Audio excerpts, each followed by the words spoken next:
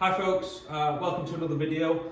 In this video we're going to cover how to create a little bit more club head speed, so how to hit that driver a little bit further. We're going to cover a couple of ways in which you can do that. And the most simple, most obvious thing first is at which point in your golf swing is the club travelling the fastest. So a lot of people, you know, if I'm in groups and I've got a club in my hand and I'm taking it back and I say, stop me where you think the club is travelling fastest, I will get a certain amount of people say that it's somewhere around here. And that's obviously a transition into your downswing. And that's incorrect. We want that club accelerating through the ball. And if it's accelerating through the hitting zone, therefore, at some point past the ball or just after the ball is where that club needs to be travelling the fastest. So just thinking something as simple as that collecting the speed at the right point of the swing is really helpful. I think there's been a couple of long drives, guys talking about that, working with Bryson DeChambeau, and it's just such a simple thing. So I've got this snapper here just to help get that sensation for myself. So I've got the lead hand on it and it's going to create some a snap if I get the lag and the speed at the right time through the hitting zone. I don't want that up here, I want that delayed, and I want it to be through the ball. Okay, so if I create that actual process or that feel with the driver in the hand, it starts to kind of make me calm that backswing back off, or just focus more on having all the energy through the impact zone. So that's the first point of call for you. So speed through, fastest point after the ball.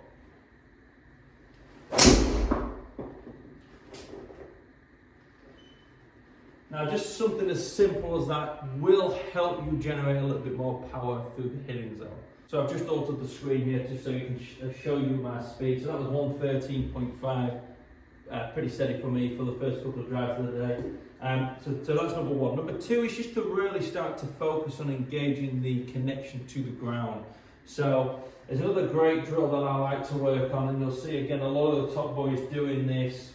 Cal Berkshire is just rocking back and forth, feeling the pressure through the balls of the feet. So really activating the connection to the ground through the feet. You will see a lot of long drive coaches work on something where they will swing back or have an imaginary backswing, go into a squat and try to start to jump and actually spin. So let me give it a go. So swing like this. So it's trying to create a bit more of a connection to the ground and get the feel of those legs straightening and the hips starting to accelerate upwards a little bit earlier. Really important. If you just practice that in between shots, so that feel of where this speed is collected, focus and practice on creating a little bit more of a energetic action through the ground, then hopefully you'll start to see a little bit more speed generated down by the ball. Let's give it one more go with that sensation through the feet.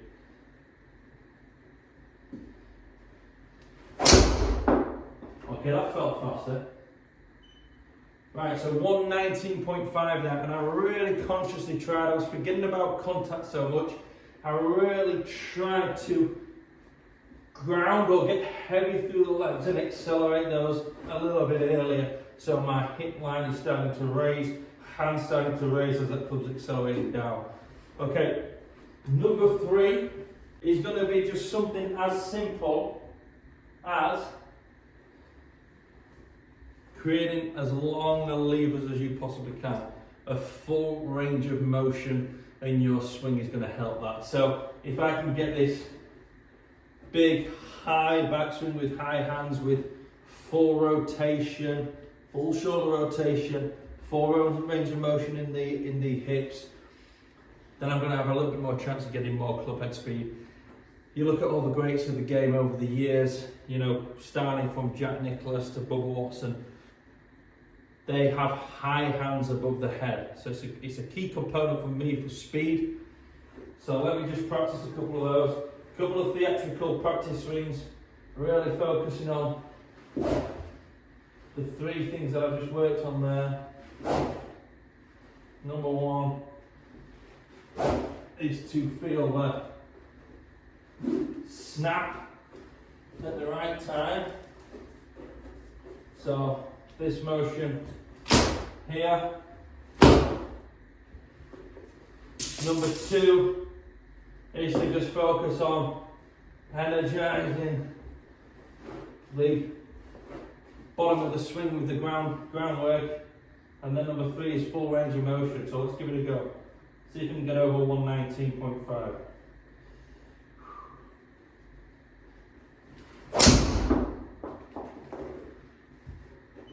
Okay, 120.6, 310 carry, 328 total.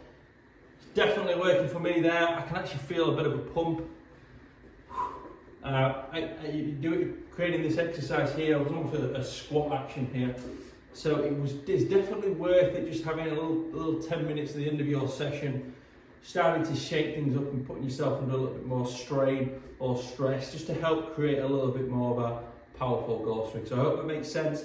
Any questions, any improvements you found, leave them in the comments below. Like and subscribe to this video for more tips like these, and yeah, let me know how you get on.